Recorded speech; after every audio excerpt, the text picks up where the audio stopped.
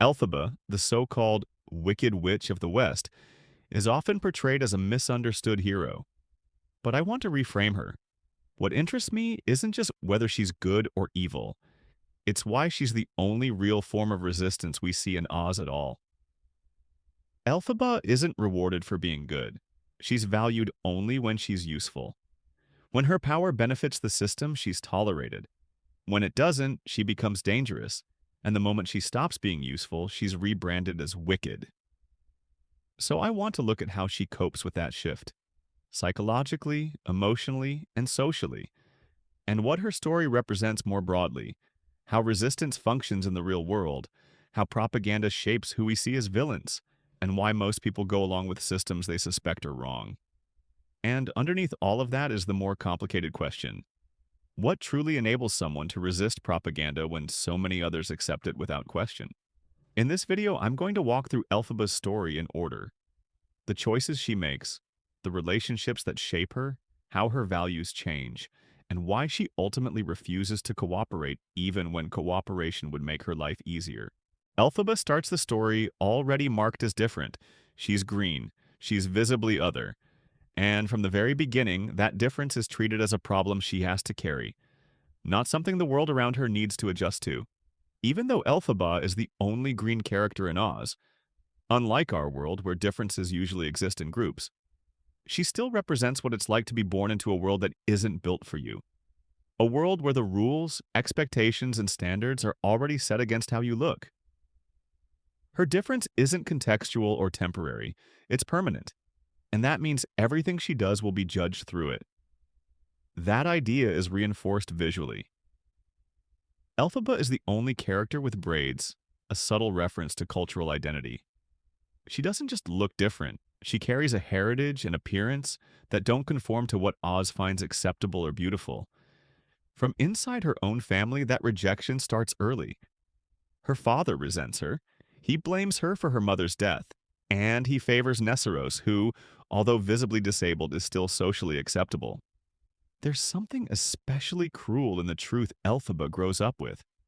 Her father drugged her mother in the hope of preventing Elphaba from being born green. Instead, it caused Nesseros's disability. Elphaba carries the weight of that knowledge. She grew up knowing her existence was treated as a mistake, something her father tried to erase before she was even born. And this matters because her father isn't just a parent. He's the governor of Munchkinland. He's politically powerful, socially respected, and deeply obsessed with perception. Even though Elphaba isn't working class, her proximity to power only intensifies the pressure on her to be well perceived. She knows that being seen as a failure reflects back on him. And yet, no matter what she does, she can't control how she's seen. Her skin decides that for her. So, Elphaba develops a concrete understanding of perception. She learns early that people don't judge fairly, that appearances override truth, that you really can't judge a book by its cover because she's lived her entire life being misread. Her only real carer growing up is Dulcibert, an animal, and that matters. Dulcibert protects her when her father doesn't. She comforts her when she's blamed unfairly. Being cared for by an animal rather than a human authority figure likely shapes Elphaba's later empathy for animals. We also see Elphaba being bullied by other children because of her appearance.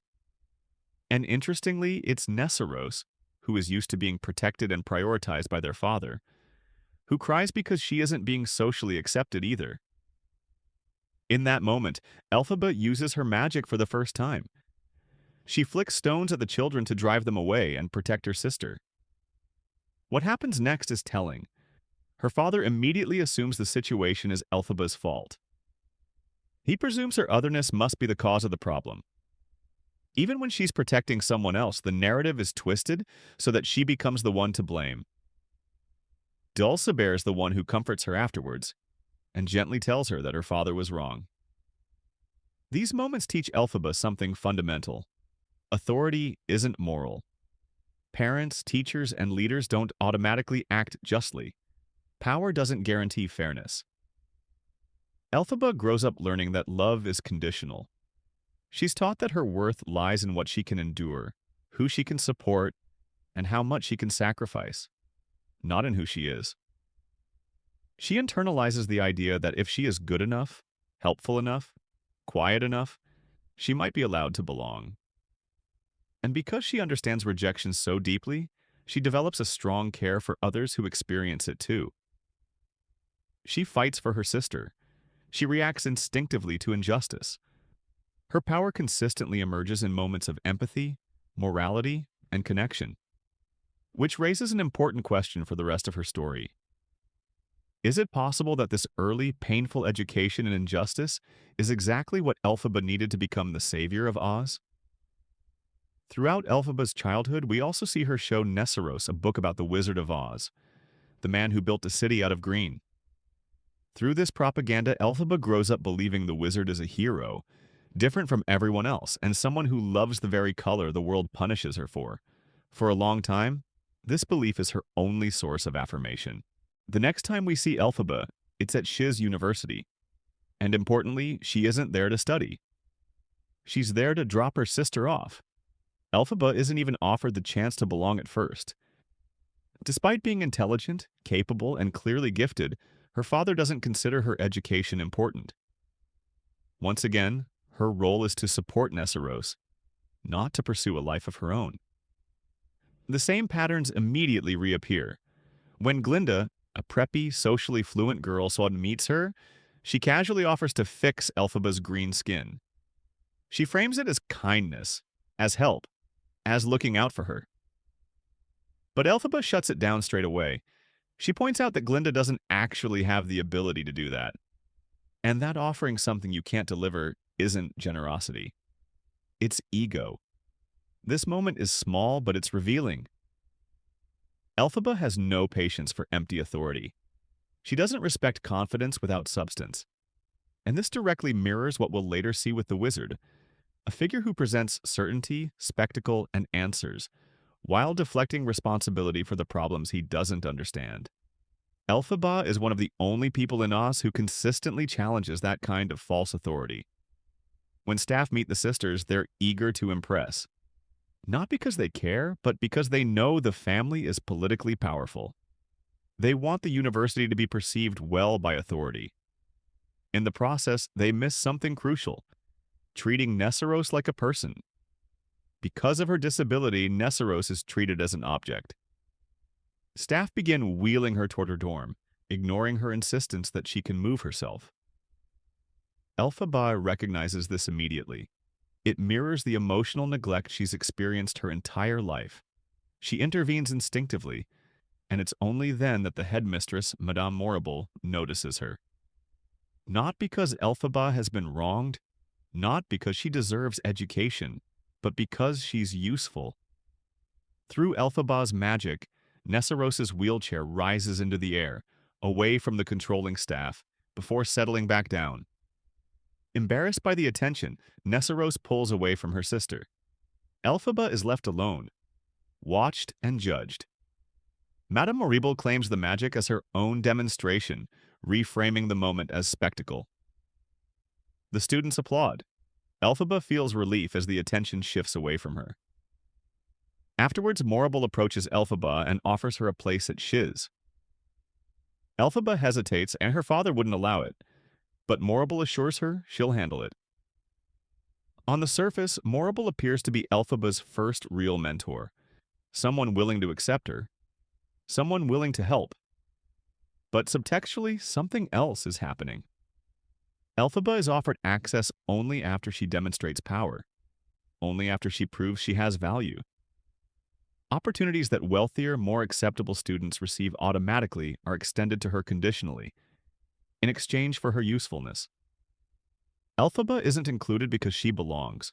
She's included because she can be exploited, and many people who are different don't even get this chance. Without power, they're suppressed long before they can prove themselves. This is also where Elphaba's relationship with Glinda truly begins.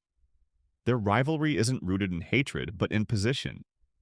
Glinda wants influence, recognition, and above all, Madame Morrible's approval, because Morrible controls access to magic, and magic represents power and status.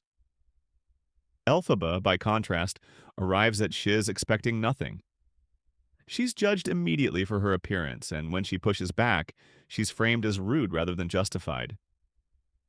In an attempt to gain Morable's favor, Glinda generously offers to share her dorm room with Elphaba, but that generosity has limits. Morable, meanwhile, continues reframing Elphaba's power. She tells her she's special, that her abilities matter, that if she works hard enough, she might one day work with the wizard himself. And in Oz, the wizard isn't just a leader, he's treated like a god.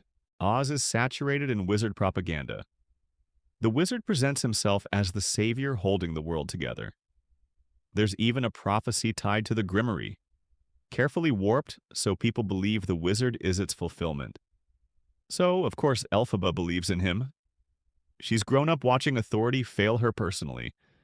But the wizard represents something distant and abstract, justice without proximity, recognition without judgment, a chance to be valued without being known. When Madame Morrible tells her she could meet him, even work with him, it feels like escape. For the first time, Elphaba is told her difference might not just be tolerated, but celebrated, that her power could open doors instead of closing them.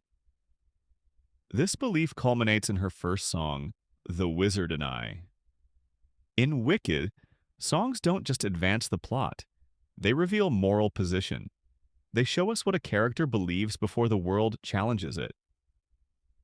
The Wizard and I shows Elphaba before disillusionment. She sings about hope, but specifically about what she's been promised, that she might escape her father, that she might finally study on her own terms, that her intelligence and power might matter. More than that, she sings about meeting her hero, the wizard, the figure she believes embodies justice. What matters isn't that she hopes, it's what her hope is built on. She believes power will lead to justice, that recognition will lead to fairness, that being useful will finally make her accepted. She isn't naive, she's conditionally optimistic. Her optimism is transactional. If she does everything right, if she's exceptional enough, maybe the world will finally meet her halfway. And the tragedy is this. Part of what she hopes for is that the wizard will change her skin, that he'll make her green disappear. Elphaba doesn't hate herself, but she's learned that the world hates her difference. So she dreams of an acceptance that requires her to become someone else. The Wizard and I isn't about ambition, it's about conditional belonging. It's the sound of someone believing that if they become useful enough, powerful enough, extraordinary enough, they might finally deserve to exist without apology. If you enjoyed this, liking and subscribing helps more than you'd think, especially for a new channel. I'd love to hear your thoughts on Elphaba in the comments and any other topics or characters you'd like me to explore. The next video continues this series, so I'll see you there. Done.